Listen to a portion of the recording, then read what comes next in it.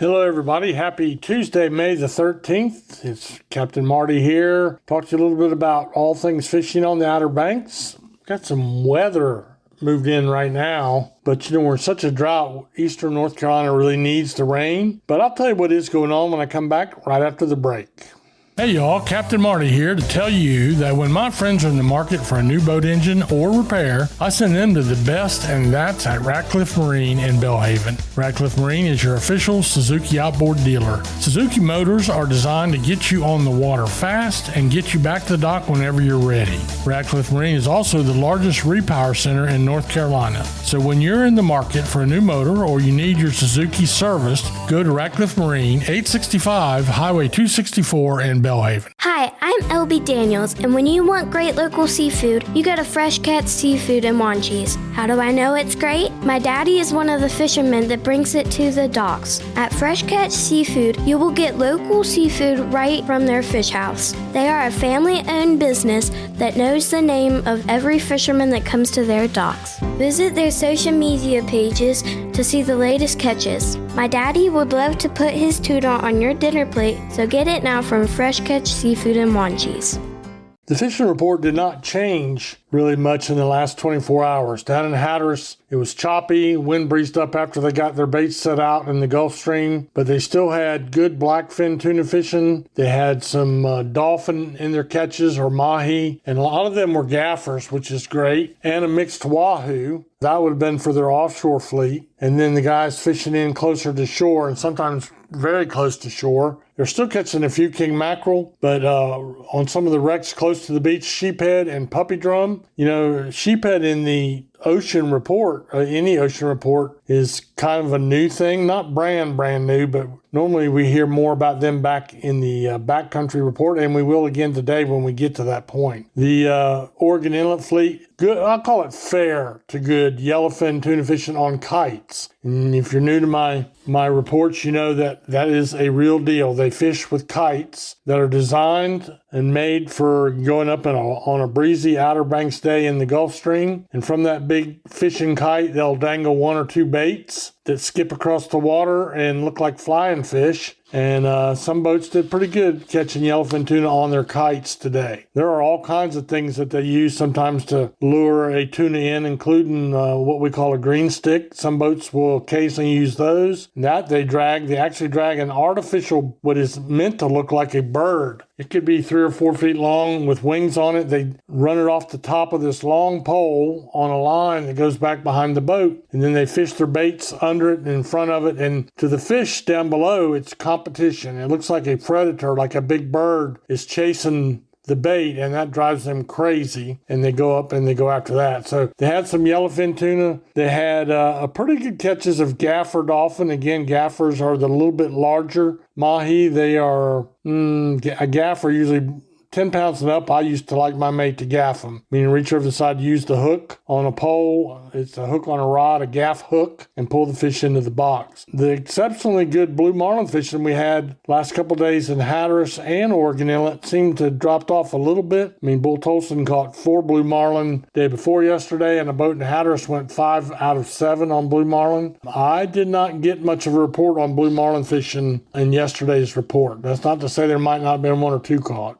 Closer to the beach for the Oregon Inlet fleet, I heard about Spanish mackerel and I heard about bluefish around the inlet. What I did not hear about yesterday was about cobia. Again, I did not hear about them. That doesn't mean that absolutely none were caught. So you just need to check your sources on that. Pier and surf fishing remains exactly like it has been. A combination of puppy drum and bluefish. In the surf, you could throw in a few larger sized drum. We're seeing a few other things. Black drum. And again, we keep talking about the sheephead. And by the way, Manteo High School Senior Landon Sawyer was out on Jennette's Pier and it didn't give me the weight, but it was a monster sheephead. And I would call it a 10-pounder. And we've been seeing a few that are bumping that 10-pound mark. So Landon, good, congratulations on that fish. And don't forget, old Captain Marty and Uncle Justin, we like sheephead. So keep that in mind. Anyway, but it's just a mix of summertime species right now. Spanish mackerel, when they pass by the pier on metal lures, have been good. A few sea mullet. It's pretty much a little picky, though, it sounds like to me. So we'll take a little break there, and I'll be right back, and I'll do something a little different on our backcountry report. We'll give you some ideas for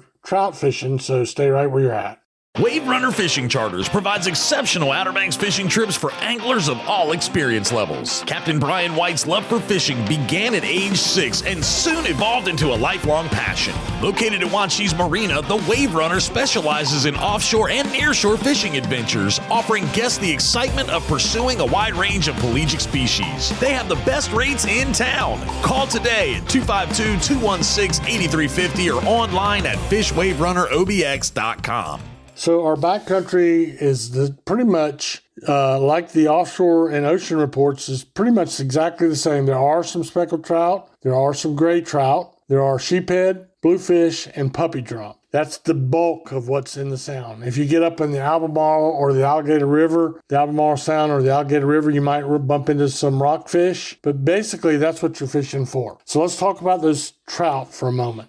I touched on it yesterday about wade fishing. We spend so much time in the early part of our spring talking about boat fishing, but when things warm up like they're doing now and the water temperatures are getting in the 70s, you don't need waders. You do need a good pair of old tennis shoes or something like that. But wade fishing from the shoreline is a lot of fun. And right now, the speckled trout bite is improving. You'll have to let them go. But there are other fish you can keep, like a bluefish, a puppy drum, or a gray trout, I believe is correct. You have to look into that a little bit yourself. But what you want to do is get rigged up with, there's a few things that are really good. A mirror is an old, easy to rig, cast and retrieve type lure that I grew up on, and they're still very popular today. A grub would be a lead-headed jig with a rubber tail on it.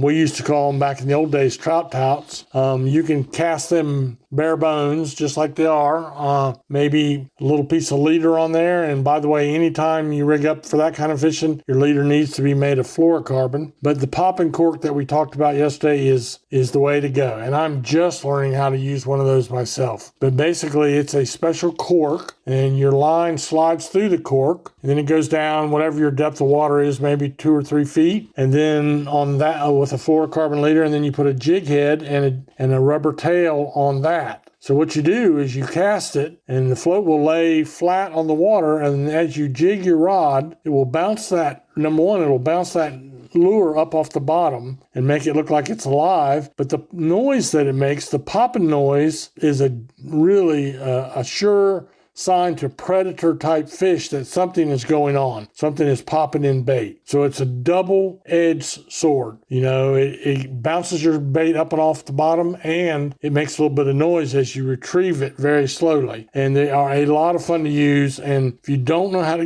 gear up that way, any local tackle shop will be happy to get you rigged up with exactly what you need. And then, with not needing waders or anything else this time of year, you get down there on the shoreline. You want to fish as early as possible, and then again later in the day, and go do a little cast and retrieve fishing. It is absolutely the most affordable, funnest way that you can really go fishing on the Outer Banks. So that is our fishing report for you. I will be sojourning on down to Hatteras tomorrow and getting settled in as we get ready for the Hatteras Village Offshore Open. That's a billfish tournament. I think we're looking at around 70 boats spread all over Hatteras Village. That tournament's put on by the Civic Association, and I will be down there scoring the boats by VHF radio, and then uploading their website and reporting about it every day. I'll give you the previous day's report on these fishing reports as we go through the week. So hope you'll stay tuned and listen in, and I hope you're having a great week. I know I sure am, appreciating the rain, all of the good Lord's blessings that he just showers down upon us.